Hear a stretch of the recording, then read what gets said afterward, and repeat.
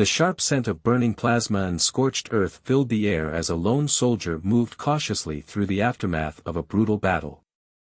The battlefield was littered with the bodies of both humans and their alien counterparts, a grim testament to the ferocity of the morning's clash. His boots crunched over sand that had been crystallized into glass by the intense energy discharges of advanced weaponry. He muttered under his breath, checking the charge on his rifle. The display showed 43%, not ideal, but enough to get him back to safety if he could find it. His squad was gone, their biosignals fading one by one during the chaotic retreat. Now, he was alone, navigating the rust-colored dunes of an alien world, guided only by a compromised navigation system and sheer determination. A faint groan caught his attention. Instantly alert, he spun around, weapon raised, scanning for the source. Behind a twisted piece of wreckage that might have once been a hover tank, he approached cautiously, years of combat experience keeping him on edge. What he found stopped him in his tracks. A female alien warrior lay sprawled in the sand, her pale green skin made even more ethereal by blood loss. Her sleek black combat suit, form-fitting and torn in places, revealed little but left much to the imagination. But it wasn't her appearance that drew his focus, it was the devastating injury below her knees. Both legs ended in cauterized stumps, likely the result of a plasma mine. He exhaled sharply. Her silvery white hair was matted with blood and grime, but her face remained striking even in agony. As he watched, her eyes fluttered open, revealing irises the color of Arctic ice. She saw him immediately and tried to reach for a weapon that wasn't there. The movement sent fresh waves of pain across her features. "Easy," he said, keeping his rifle lowered but ready. "I'm not here to hurt you." She spat something in her native tongue, which his translator rendered as a particularly creative insult. Despite himself, he grinned. "Quite a mouth on you for someone in your position. Kill me or leave, human," she growled in accented standard. "I need no pity from your kind." He studied her for a long moment. By all rights, he should put her out of her misery, or just walk away. She was the enemy. Her people had started this war. Protocol was clear about engaging with captured aliens, they were too dangerous to risk close contact. But something made him hesitate. Maybe it was the fierce pride still burning in those ice-blue eyes, or maybe he was just tired of leaving bodies behind. "What's your name?" he asked instead. She stared at him like he'd grown a second head. "What? Your name?" "I'm Michael." "Seems only polite if I'm about to save your life." "You're insane," she said flatly. "I am Sophia Valor, warrior of the 3rd Blade Cohort. And you cannot save me. My people have already retreated. They know I am lost."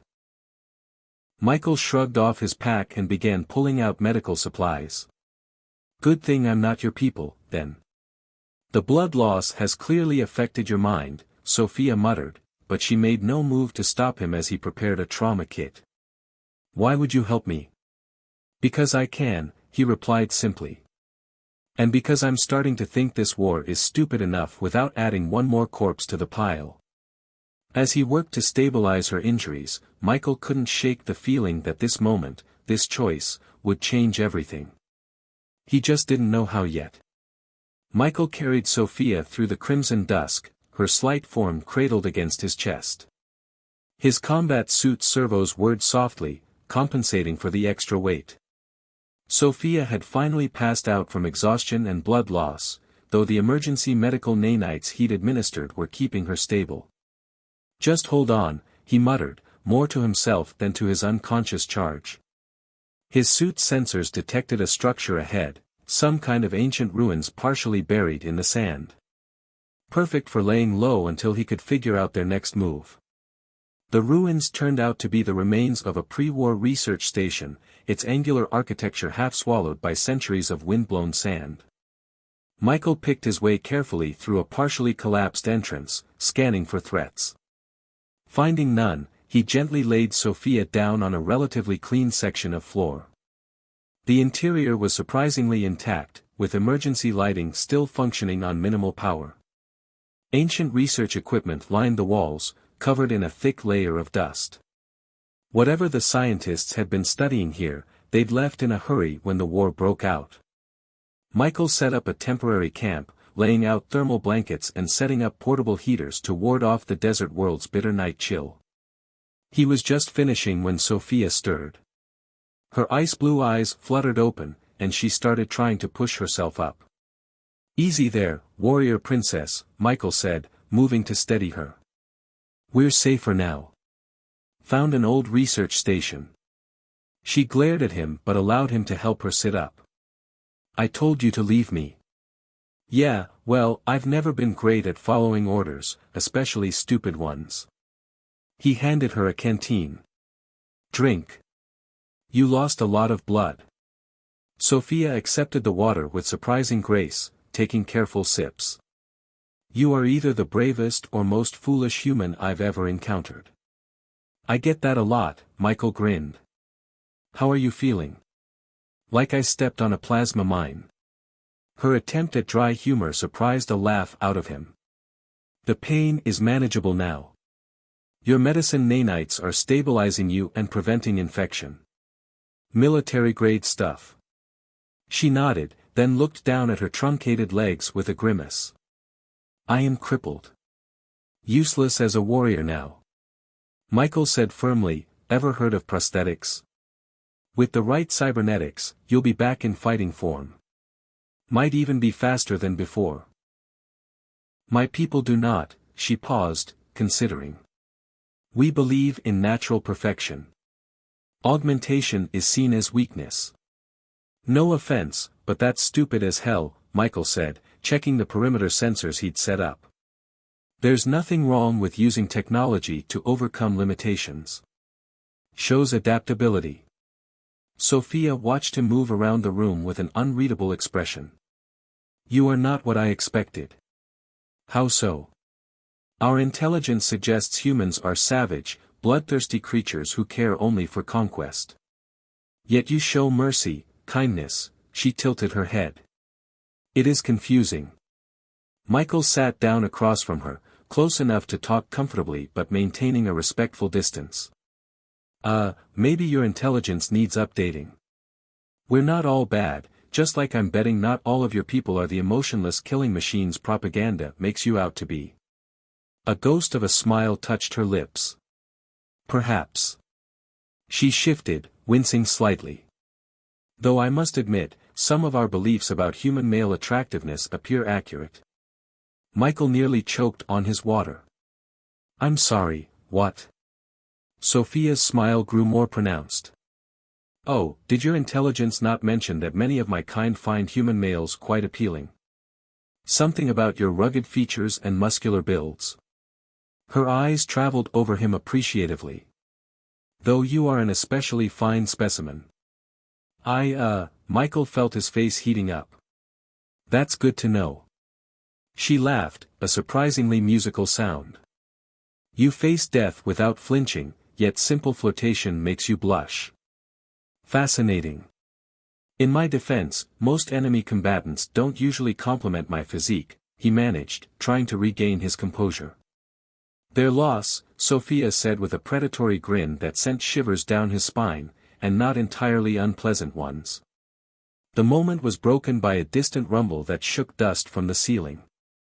Both warriors tensed, years of combat training taking over. "Artillery?" Sophia asked, already reaching for a weapon she didn't have. Michael checked his tactical display. "No seismic activity. This whole region is geologically unstable. Another reason it was abandoned." "Wonderful," she muttered. "So we're hiding in ruins that could collapse on us at any moment. Look on the bright side, at least we'll have company if we get buried alive." Her attempt at humor earned him a dry look. "Your talent for understatement is remarkable." He caught the hint of amusement in her voice. As if to punctuate her words, another tremor shook the station, stronger this time, causing loose debris to rain down around them.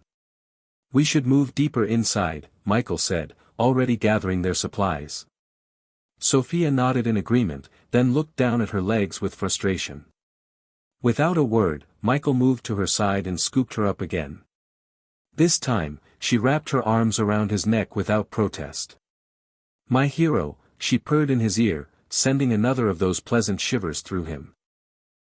"Behave yourself, warrior princess," he growled back, earning another musical laugh as he carried her deeper into the ruins. Michael couldn't help but marvel at how quickly their dynamic had shifted. Here they were, sworn enemies by circumstance, trading flirtatious banter while trying to survive. It was insane. It was probably treason. It was also the most alive he'd felt in years. The third tremor hit without warning, stronger than the previous two combined. Michael barely had time to shield Sophia with his body as the ceiling came down around them. His combat suit's shields flared, deflecting the worst of the debris, but the thunderous cascade of falling rock seemed endless.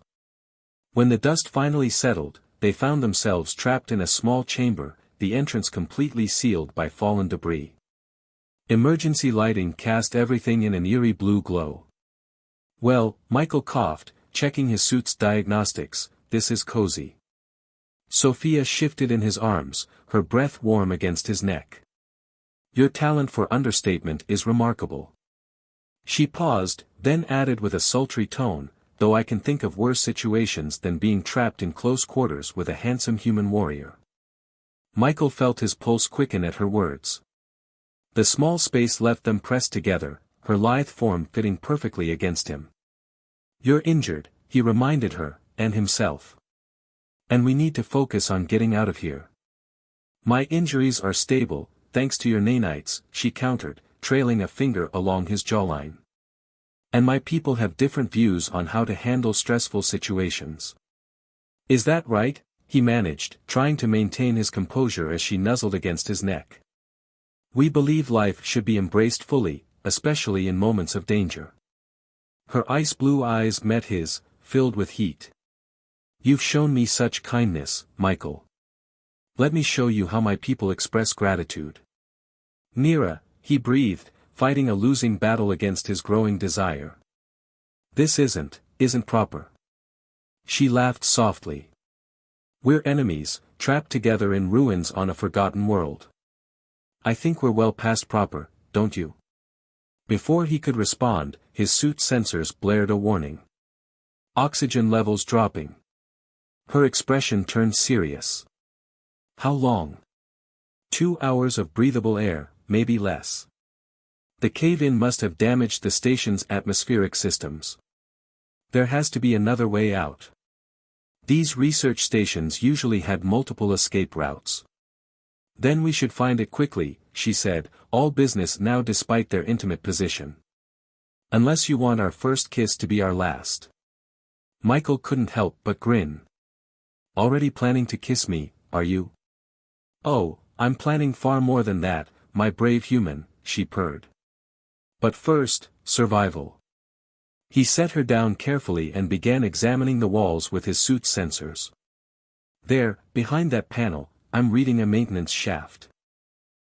Working together, they managed to pry the panel loose, revealing a narrow tunnel. Michael's suit lights illuminated smooth metal walls disappearing into darkness.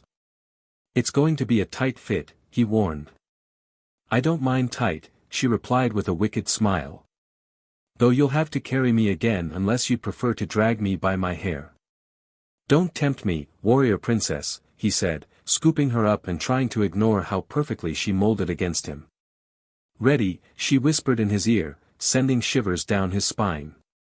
The maintenance shaft was indeed cramped, forcing Michael to crawl on his elbows with Sophia clinging to his back.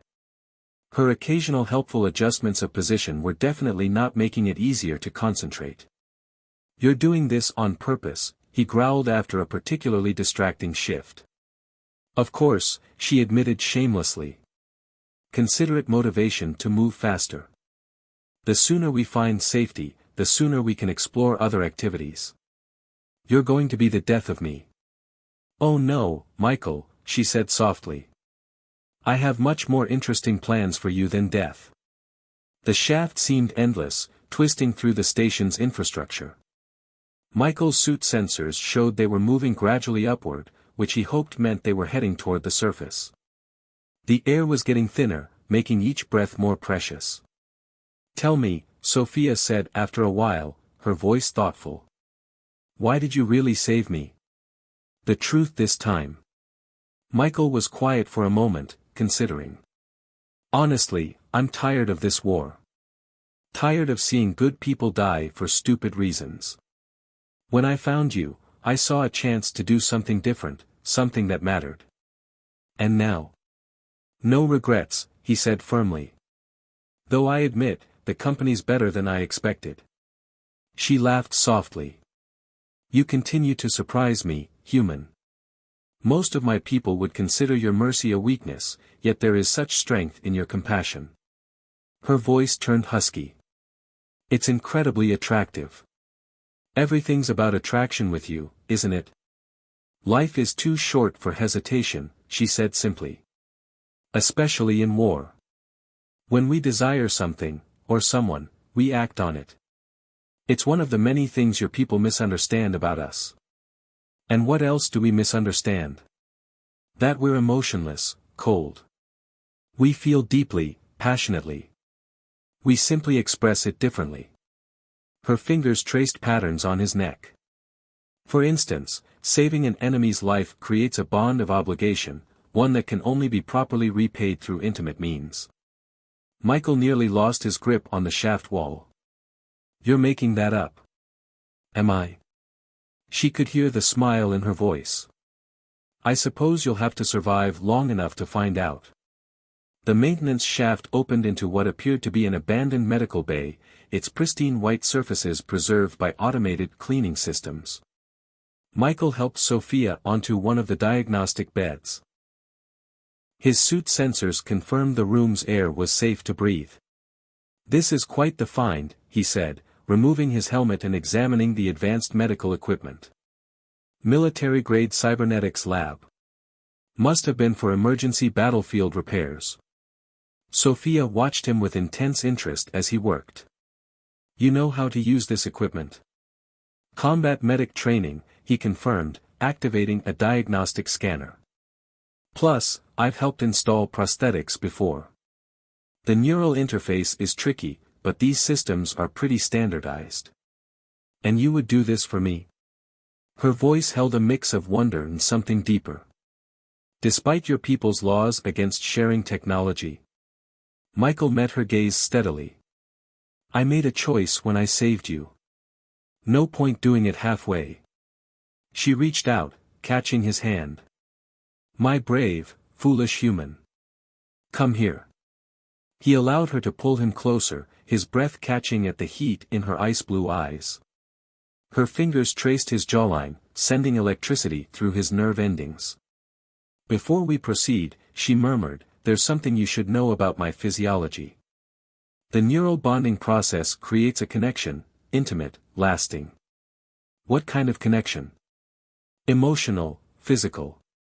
When you link the prosthetics to my nervous system, our bioelectric fields will synchronize temporarily." Her lips curved in a seductive smile. "We will feel what the other feels, every sensation, every touch." Michael swallowed hard. "That's intense." "Indeed, many of my people consider it a form of marriage." She pulled him even closer. "Are you prepared for such a bond?" Instead of answering, he kissed her. The contact was electric, sending waves of pleasure through both of them. When they finally parted, both were breathing heavily. "I'll take that as a yes," she purred. The next few hours were a dance of technical precision and growing anticipation. Michael carefully calibrated the cybernetic limbs, sleek constructs of advanced alloys that would give Sophia even greater speed and strength than before. Each neural connection sparked new sensations between them, building an intimacy that transcended physical touch. "Almost done," Michael said, his voice husky with both concentration and desire. "Final calibration sequence." Sophia gasped as the prosthetics came fully online, her new legs responding to her thoughts as naturally as her original ones. The neural feedback loop between them intensified, sharing every sensation. By the stars, she breathed. I can feel everything you feel, your desire, your passion, your love. He finished quietly, yeah, that too. She pulled him down into another searing kiss, their shared sensations creating a feedback loop of pleasure. What followed was a celebration of life, passion, and the unexpected bond between two souls who should have been enemies. Hours later, they lay tangled together on the medical bed, their connection humming contentedly between them. Sophia traced lazy patterns on Michael's chest while he played with her now clean silver-white hair. My people have a legend, she said softly. About warriors from beyond the stars who would bring change to our rigid ways. I never thought it would be a stubborn human who refused to leave me to die. Michael grinned. Precisely. She propped herself up on one elbow, testing her new legs with obvious pleasure. Though I must admit, the legend failed to mention how skilled these warriors would be at various activities. Happy to exceed expectations, he chuckled, then grew serious. What happens now? Now, she smiled mysteriously, we change everything. This bond between us, it's proof that our peoples aren't meant to be enemies. That something greater is possible. Your people won't see it that way. Neither will mine. Then we'll make them see. Her eyes gleamed with determination. Together. After all, I'm carrying rather convincing proof that humans and my kind are more compatible than anyone suspected. Michael froze. Are you sure? The medical scanner confirmed it during the neural integration. Apparently, our species are more compatible than either side realized. She touched her abdomen wonderingly. She will be the first of her kind, a bridge between worlds. My kind can sense their offspring's gender immediately after conception. Another fact your intelligence missed. Her smile turned teasing. Still certain about your choice to save me? Michael pulled her close, marveling at how perfectly she fit against him. Best decision I ever made. The facility's alarm system blared to life, shattering their peaceful moment. Michael was on his feet instantly, checking the security feeds while Sophia tested her new legs, moving with fluid grace that made his breath catch despite the situation. Multiple contacts. 2 squads, 1 human, 1 alien. They must have detected the power surge from the medical equipment. Perfect timing, Sophia said dryly, retrieving a plasma rifle from the medical bay's emergency weapons locker. Her new cybernetic legs hummed softly as she moved. Nothing like family to crash the honeymoon, she quipped. Through their neural link, Michael felt her determination tinged with worry, not for herself, but for their unborn daughter. He sent back waves of reassurance, marveling at how natural their connection felt. The maintenance shafts are still our best bet, he said, checking his own weapons. If we can reach the surface, they'll hunt us across the wasteland. Sophia finished reloading her weapon. Or we make our stand here, show them what we are, together. She moved to his side, her enhanced reflexes making her movements almost predatory. The black combat suit, now repaired by medical nanites, highlighted every curve. Even in danger, she managed to make his pulse race. Beside you, she purred, pressing against him, I rather like the idea of fighting at my mate's side. It's very stimulating.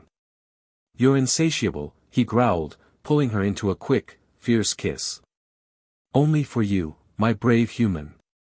Her ice-blue eyes sparkled with mischief and passion. Now, shall we give our unwanted guests a proper welcome? They set up their defense quickly, using the medical bay's layout to their advantage. Michael rigged the entrance with sonic stunners while Sophia programmed the medical scanners to track life signs. Through their link, they moved in perfect synchronization, anticipating each other's needs.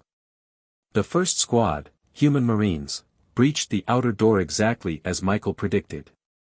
Their point man went down to Sophia's precise shot, stunned but alive. Hold fire. Michael called out. This is Sergeant Carter, 7th Marines. Stand down. A familiar voice responded. Holy. We thought you were dead. Fall back, men. He's one of ours. Not exactly, Captain, Michael replied, keeping his weapon ready. Situation's complicated. Complicated how? Son of a, the captain caught sight of Sophia. You're harboring an alien. My mate, Michael corrected firmly, feeling Sophia's fierce pride through their bond. And she's carrying my child. The silence that followed was deafening. Then, from the other entrance, a cold voice spoke in the musical alien language. So the rumors were true. The noble daughter of House Valor consorting with a human animal. Sophia's response was unprintable in any language, but her meaning was clear. Through their link, Michael felt her fury mixed with determination and amusement. Such language from a warrior princess, the alien commander chided. What would your father say? He would say I chose well, Sophia shot back.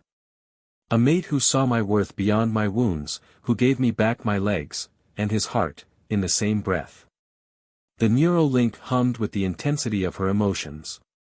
Michael sent back his own feelings, love, pride, absolute certainty that they were meant to find each other.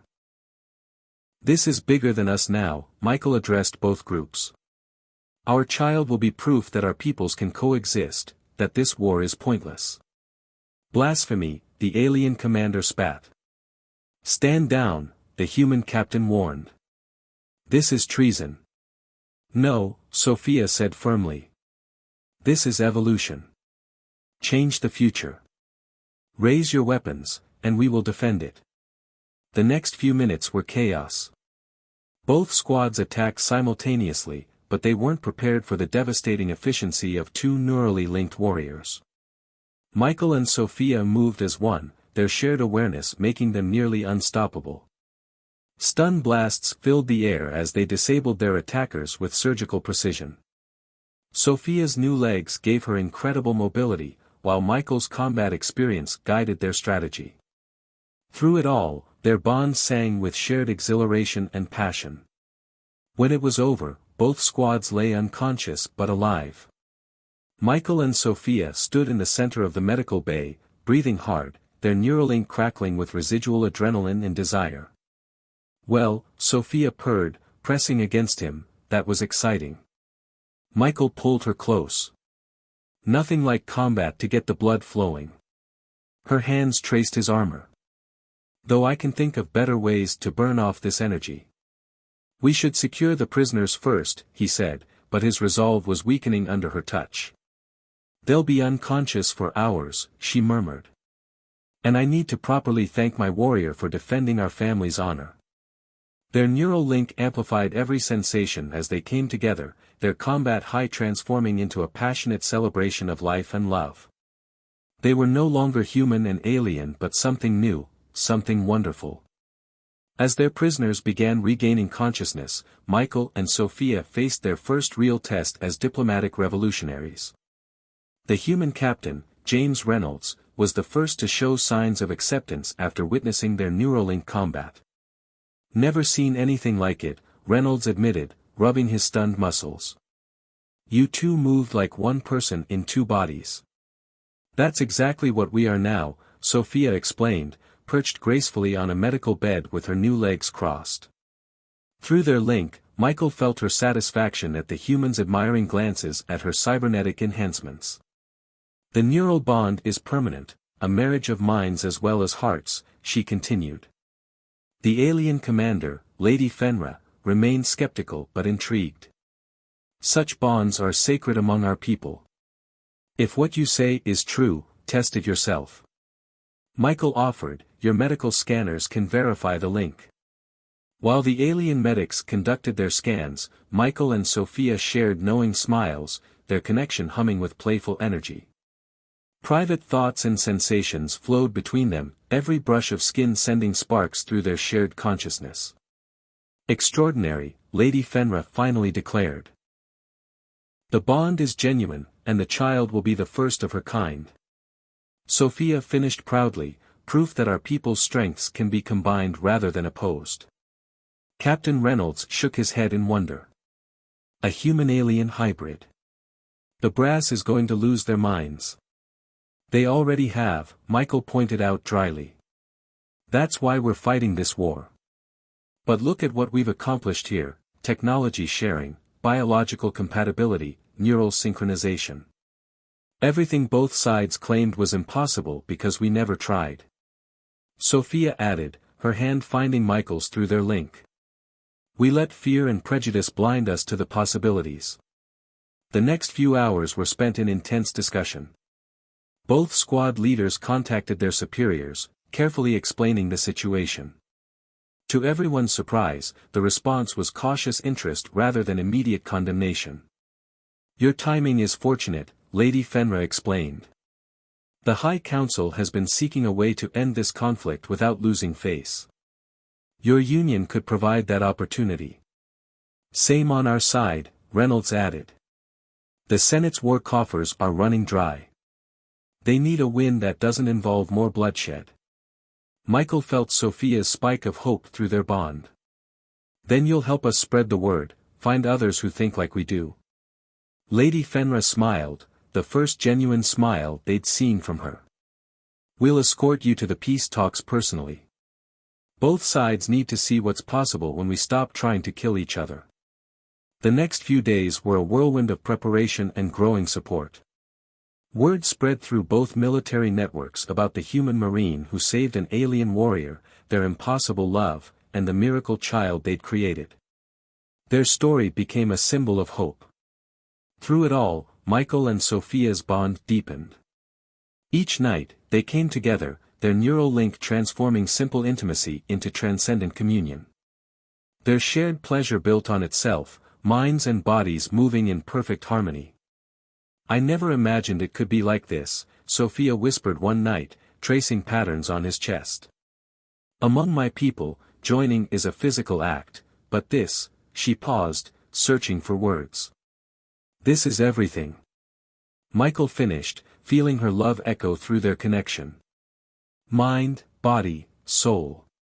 She rose above him, silver white hair falling like a curtain around them. Show me again, my brave human. Show me how your people express their passion, their love. That night was especially intense. Their shared sensations created an endless feedback loop of pleasure. Through their link, they felt their daughter's consciousness stirring, already aware of the love that created her. When morning came, they faced their future with renewed purpose. Their teams had become converts to their cause, spreading their message through both military hierarchies.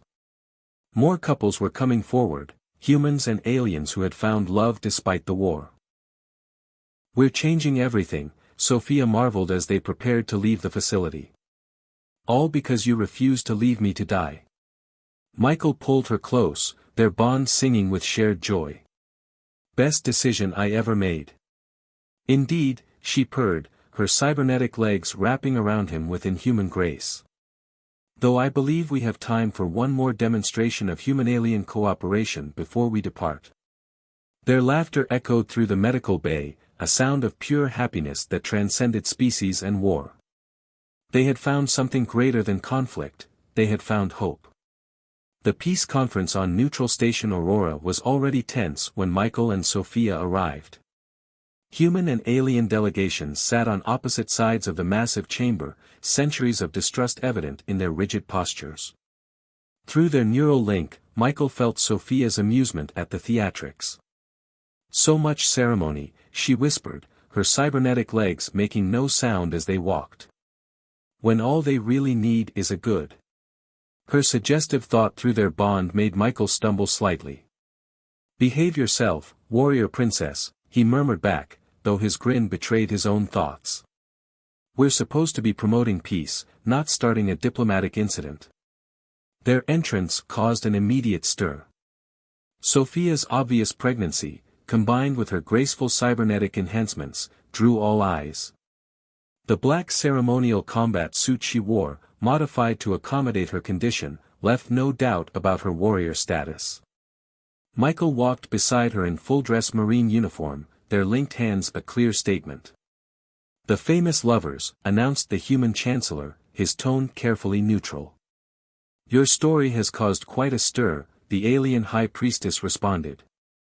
"A human warrior who defied his training to save an enemy. A noble alien who embraced change instead of death. Most irregular." Through their bond, Michael felt Sophia's spike of discomfort, not from the scrutiny, but from something else.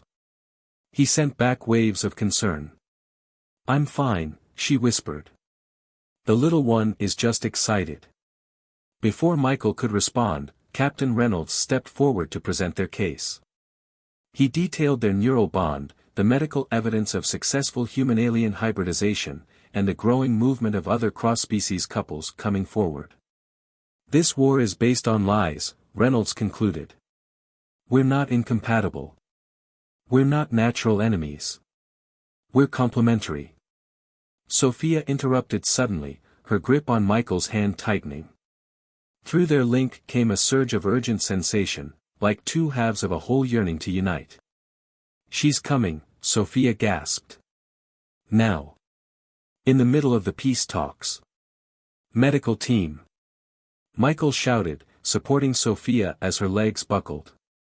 "She's in labor." The next hours were a blur of activity. Both human and alien medical teams worked together, their previous rivalry forgotten in the face of this unprecedented birth. Through it all, Michael stayed connected to Sophia through their neural link, sharing her pain and excitement. "She's strong," Sophia gasped between contractions. "Like her father. And beautiful. Like her mother," Michael replied, feeling their daughter's consciousness through their bond. The birth itself was remarkable for how unremarkable it was. Despite all predictions of complications, their daughter slipped into the world with ease. Her first cry echoed through the conference chamber, where the delegations waited. "She's perfect," Sophia breathed. Pale green-skinned like her mother, with human facial features like her father, her hair was a striking mix of silver and brown. And her eyes were something entirely new, shifting between ice blue and deep brown as she looked around. "Impossible," breathed the alien high priestess, who had insisted on witnessing the birth. "She bears the mark of prophecy." On their daughter's left shoulder, clearly visible, was a distinctive pattern, one that appeared in both human and alien ancient texts, prophesying an age of unity. "Well," Michael said dryly, "that's going to complicate the peace talks." Sophia laughed, her joy flowing through their bond. "My brave, impossible human. You didn't just save me that day. You set in motion everything the prophecies foretold." The impact was immediate. News of the prophecy child spread through both fleets. The peace talks transformed from cautious negotiations to enthusiastic planning sessions. Other human-alien couples emerged from hiding, many already with children of their own. That night, after the formal ceremonies and medical examinations, Michael and Sophia finally had a moment alone with their daughter. "She needs a name," Sophia murmured, watching their child sleep. Through their neural link, Michael felt her contentment, her desire, her endless love for both him and their daughter. "Hope," he suggested. "In both our languages." "Perfect," she purred, pulling him close. "Now, my brave human, I believe we should properly celebrate becoming parents." Their passion that night was tender yet intense, their neural link amplifying every sensation. They had created something miraculous, not just their daughter, but a future neither of them had imagined possible when they first met on that battlefield. 5 years later, the celebration of Unity Day filled the streets of New Aurora, the first truly integrated human-alien colony. Michael watched from their balcony as his daughter, Hope, danced through the crowd, her silver-brown hair shimmering in the twin sun's light. At 5 years old, she was already showing signs of both species' best traits, human adaptability and alien grace. Through their neural link, he felt Sophia's approach before her cybernetic legs carried her silently to his side. Even after all these years, the sight of her still took his breath away. The black ceremonial combat suit she wore as ambassador of unity hugged her curves perfectly, a reminder of the warrior princess he'd fallen in love with on that battlefield. Admiring the view, my brave human, she purred, pressing against him. Their bond hummed with familiar desire, enhanced by years of shared passion. Always, he grinned, pulling her close. Though I'm supposed to be focusing on security for tomorrow's ceremony. Ah, yes, the great commander's duties, she teased, her fingers tracing the new insignia on his uniform. Still finding excuses to protect me after all these years?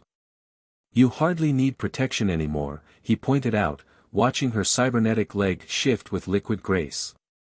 Pretty sure you could take down half the security force without breaking a sweat.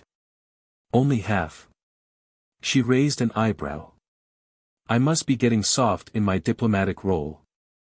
Their playful banter was interrupted by Hope's return. Their daughter practically bounced with excitement. Mother. Father. Uncle James is here. Captain now Admiral Reynolds appeared behind her, grinning. Hope insisted on escorting me up personally. She's getting faster every day. Like mother, like daughter, Michael said proudly. Through their link, he felt Sophia's surge of love for their child.